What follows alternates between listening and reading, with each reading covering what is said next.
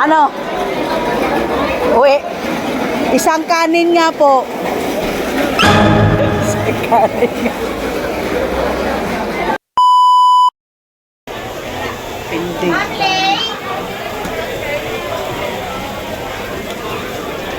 Daming pinding? Ha? Daming pinding?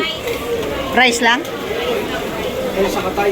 Rice sa katay. Wala nag-discount the way na kasi ko pala mong yun. Rice sa katay. Nakikisama yung tao sa kanin. Dapat tagsayang na kayo ng ano?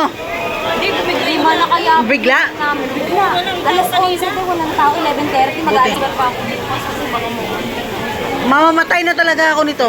10 pa 11, 12, Pag Monday, dumami yung pag Monday, ang kanin namin 11 to 1. Sakto lang pagdating ko, no? Biglang tao tao. Surte talaga ako, no?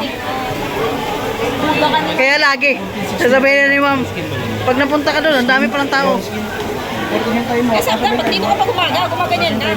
Oh. Sabihin mo, May ma'am. ano, pagdating ko guys, biglang dumaming tao. Pinding, dami. Nasaan yung mga ulam yan? Nasaan yung mga ulam yan? Na pinding.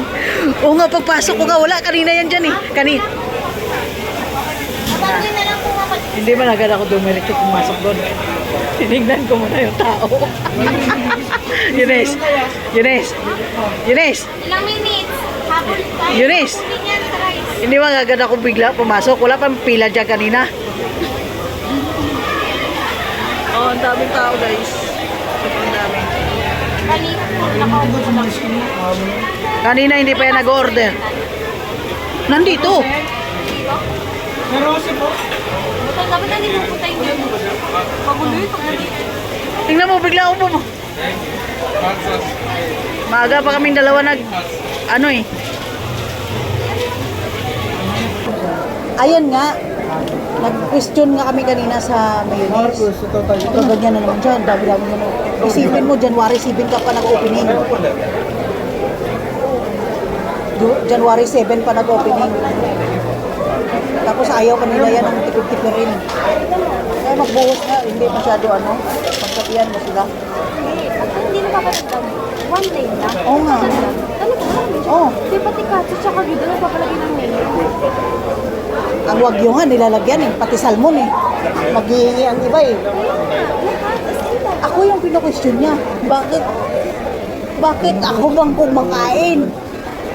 Gumagawa lang naman ako.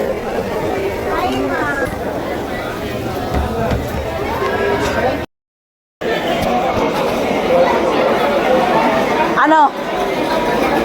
Uwi. Isang kanin nga po.